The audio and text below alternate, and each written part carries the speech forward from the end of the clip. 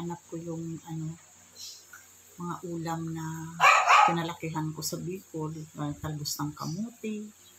Ayan, na gisa-gisa lang. Kaya ngayon, ito ang ating ulam. Talbos ng kamote at saka pechay. Naginisa yan sa sardinas. Ayan. Hello, hello, hello, hello! Kain tayo. Ayan, na-miss ko to eh. Nilagay sa yung ginisa ba sa sardinas na mayroon siyang kalamansi. Tapos, sausaw natin toyo. May kalamansi din. Ayan, sausawan natin is toyo. So, meron kaming leftover, yung niluto ko kagabing Baguio beans na mayroon hipon. Ayan, gusto ko itong ginisa sa... Ayan, kain tayo.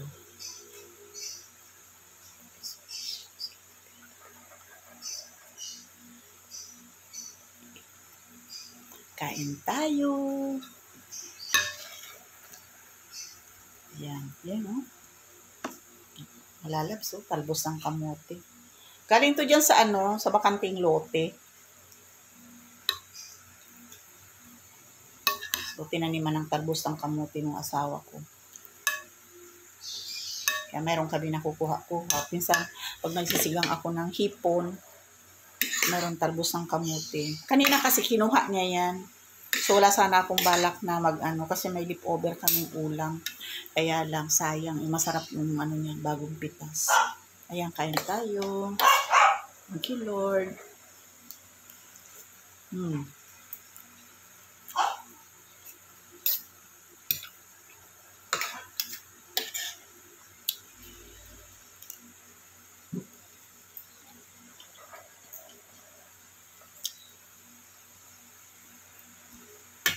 Hindi ko may nguya yung isang ko.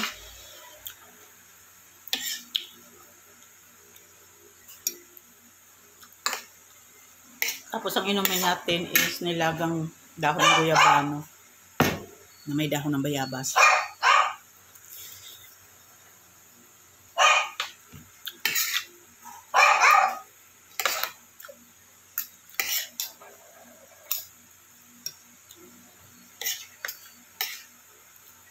Gulay-gulay tayo ngayon.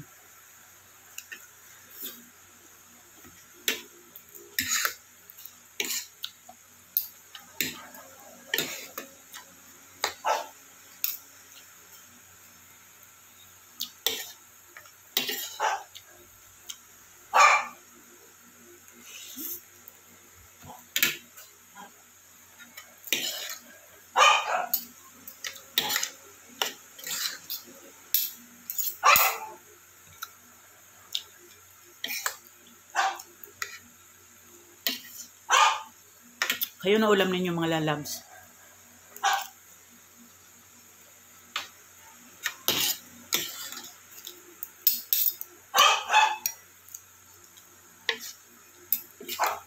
Yummy.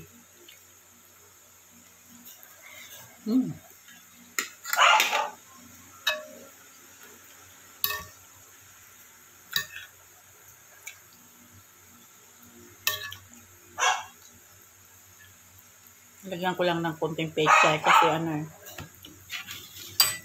sayang yung sardinas. Tapos konti lang na gulay ang malalagyan. Nilagyan ko ng konting pechay. Yan. Sold. So mayroon pa akong ulam mamaya.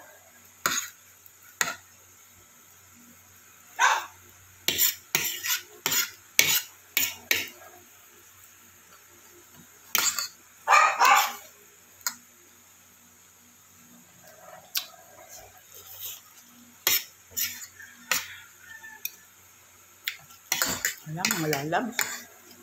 Sandaling kain lang.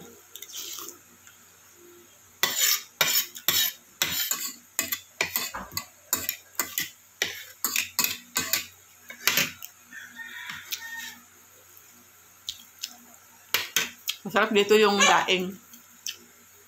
Partner niya daing. Kaya tuyo. Kasi medyo may kalamansi ko. Ayan, thank you so much mga lalabs. Thank you so much for watching. Bye-bye.